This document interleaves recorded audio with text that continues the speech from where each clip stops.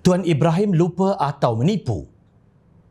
Nampaknya PAS buat-buat lupa bahawa ketika mereka berada dalam kerajaan Perikatan Nasional PN selama 33 bulan sebelum ini hanya memberikan peruntukan kepada ahli parlimen pembangkang secara bersyarat. Hari ini lain betul nadanya kenyataan mereka yang ingin memperlihatkan kononnya mereka dizalimi dan dianiayai di mata rakyat. Beberapa hari lalu Timbalan Presiden PAS Datuk Seri Tuan Ibrahim Tuan Man kononnya dengan melodi pasrah berkata PAS menyerahkan kepada Ketua Pembangkang Datuk Seri Hamzah Zainuddin sama ada akan membuat rundingan sekali lagi berhubung peruntukan kepada wakil rakyat pembangkang atau sebaliknya.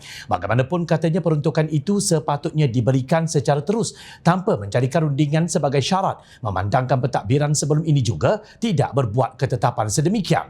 Katanya ia kerana peruntukan terbabit bertujuan membantu rakyat di kawasan masing-masing.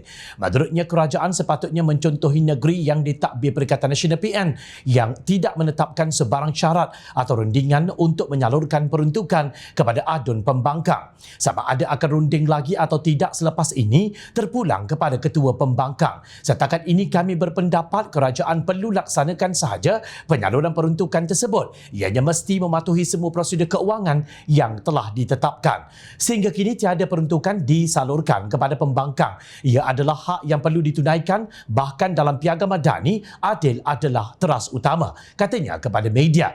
Terdahulu pada sidang media di Muktamar PAS kali ke-69 Sabtu lalu, ahli Parlimen Kubang Krian itu berkata wakil pembangkang sebelum ini pernah mengadakan pertemuan dengan pemimpin kerajaan untuk membincangkan isu peruntukan terbabit.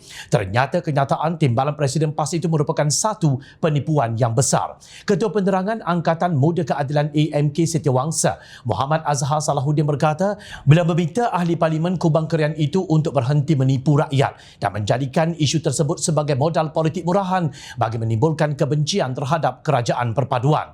Suka untuk saya ingatkan beliau, semasa PN menjadi kerajaan, ahli parlimen pembangkang dari Pakatan Harapan PH hanya mendapat peruntukan setelah menandatangani Memorandum Persefahaman MOU Transformasi dan Kestabilan Politik bersama pihak kerajaan pada 13 September 2021.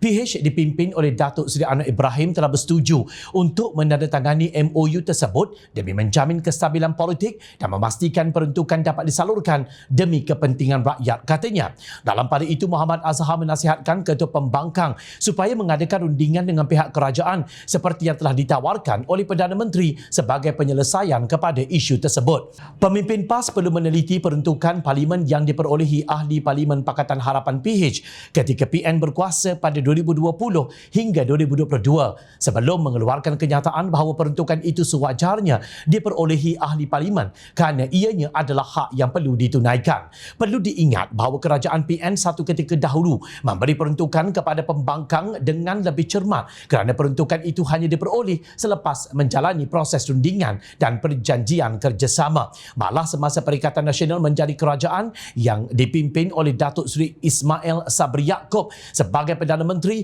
ahli parlimen pembangkang daripada PH hanya mendapat peruntukan setelah menandatangani MOU. Anwar Ibrahim ketika itu telah bersetuju untuk menandatanganinya demi kestabilan politik dan demi menyalurkan segala kebajikan dan peruntukan demi kepentingan rakyat. Justru itu, pembangkang PN tidak perlulah menipu rakyat dengan kenyataan sedemikian yang dikeluarkan Tuan Ibrahim dan mereka perlulah melalui proses yang sama sebelum mendapatkan peruntukan dan hal itu telah ditawarkan berkali-kali oleh Anwar yang juga Menteri Keuangan.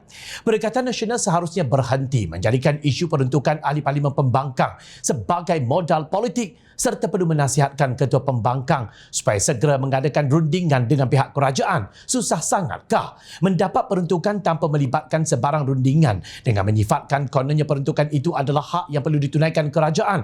Adakah ianya dilihat adil oleh PAS sedangkan apa yang dilakukan kerajaan persekutuan sekarang ini adalah sama seperti mana yang dilakukan dan diamalkan mereka sebelum ini? Tuan Ibrahim lupa atau memang suka menipu?